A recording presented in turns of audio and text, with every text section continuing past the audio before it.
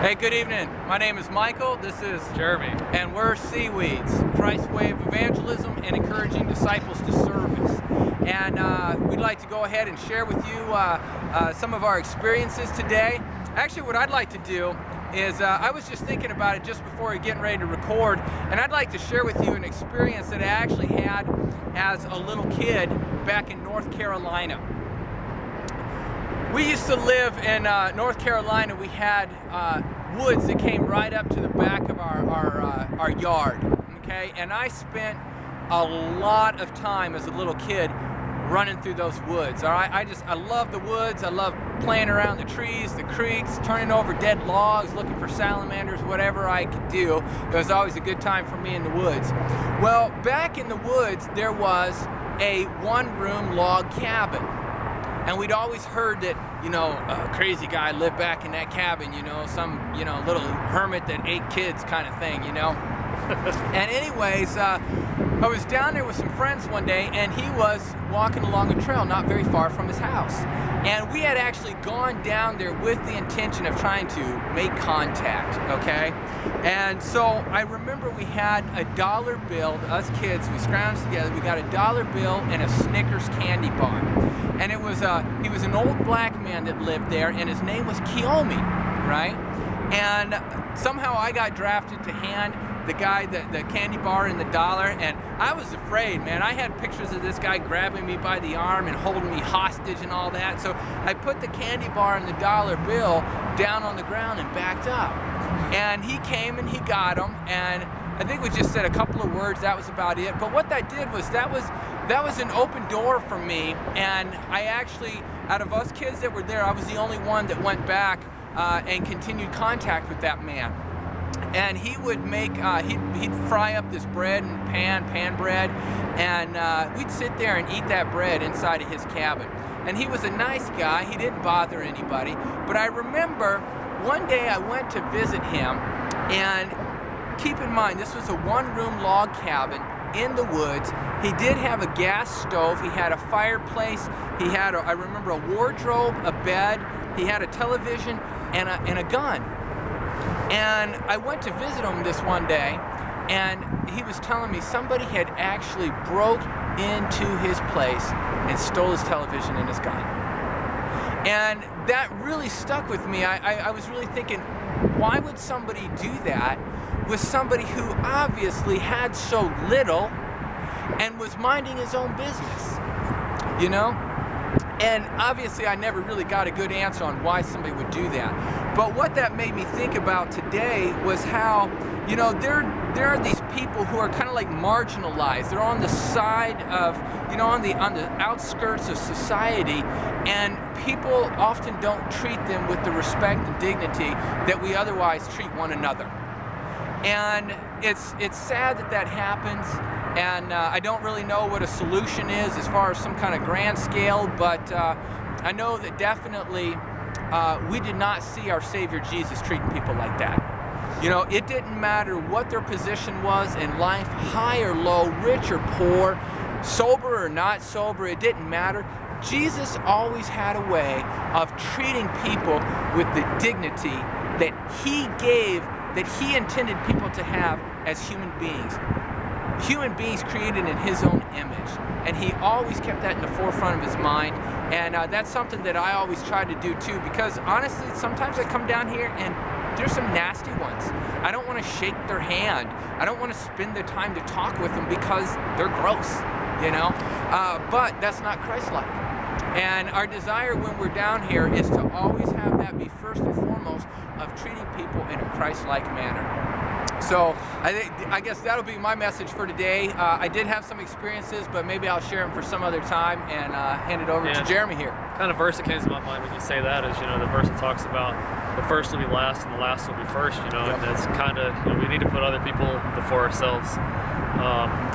But yeah, and today, for me, it's kind of tough this week. A lot of people that I go to visit in some of the same areas that I've visited for a couple of years now, the people are getting less and less this winter. When I first started off in the past, I could come down here with about 30 pairs of socks and go through them pretty quickly. Yeah. And still could have had more to pass out.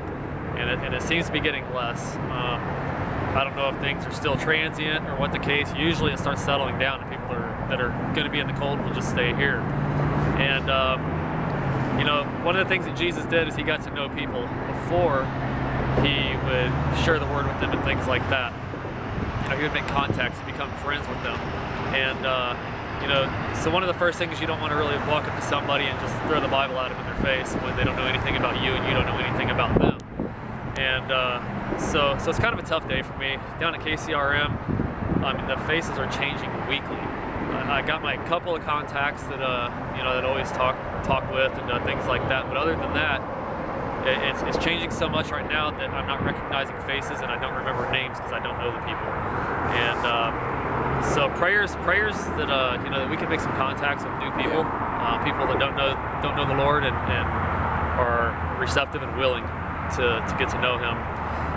But I did run into a guy up by the car wash that I haven't seen in a long time. His name is Chance, and I asked him how he was doing. He seemed to be pretty good. A chance encounter. Yep, chance encounter with Chance. Hey. And he seemed to be doing well, and he was just sitting there, and I honestly, I kind of envy it a little bit because my life's a little more busy, obviously, than his, and how he's just getting time to just sit there and meditate with God, he said, and think about things that are going on in his life and what God's trying to speak to him about. And it was just kind of nice to sit there and hear him say that, I guess, you know, that he's actually taking the time out to do that, and it's nice to be able to have the time to do that, you know. I do have time with the Lord. Mine seems to be a little more on the go. I don't get a lot of peaceful time like he would, but that's kind of my own fault, the way my life's led me at this point, which, you know, one day will get better. Yeah. But other than that, you know, don't really have anything that stood out today. I do actually have a little bit of good news I'd like to share. We're over here. What bridge is this right here, Jeremy? You know? I believe it is 670. Yeah. Okay, we're right under the 670 bridge that goes right into Kansas City. And underneath this bridge over to our right, your left, was a guy who was staying underneath the bridge, and I've talked to him a number of different times, and I found out just today that he got off alcohol and moved up to Wyoming and got a job up there. Okay. So, no, a guy named Johnny. Okay. Yeah. Okay. And there's another one that lives over on the hillside. Not that Johnny. Yeah. Okay. So anyways, I just thank the Lord to hear about that good news. And as always, we ask that you guys would keep us in your prayers, and also we're looking for support to be able to launch a full-time missionary down here. We're still looking for that. And one of the things that I was thinking about just as we were here talking, when we first got down here, one of the things we did a lot was go under the bridges, in the bushes and all that. And I'm actually noticing a number of places where people are starting to accumulate. It might be time to start looking at that again. Okay. Getting there, getting under the bushes. I think maybe we kind of got a routine, and our routine, outside our yeah. And what happens a lot of times, just as Jeremy was indicating, is people here are very transient. Where they stay is also changes a lot. So where we might find somebody some week, within a couple weeks they might be completely gone. I was visiting some folks down at one park, and I'd been there a number of times. The last 2 weeks they haven't been there. And so I'm going to have to either look for them, or sometimes, you know, they're just gone. We have to start looking for new people. So it's always something. We're always on the move down here, always looking for folks. So we always need prayer. God bless you guys. Yeah. I'm sorry. Also, prayers for a lady named Emma that I've been doing a Bible study with. Stopped by to do the Bible study with her today, and her daughter and her daughter's boyfriend answered the door, and she has apparently got a spider bite and not feeling well, and been down for a day or so. So prayers for recovery on Emma there. All right, so thanks for checking us out. We'd appreciate it if you share our video on your Facebook link. God bless you guys, and see you next week. Bye. Bye.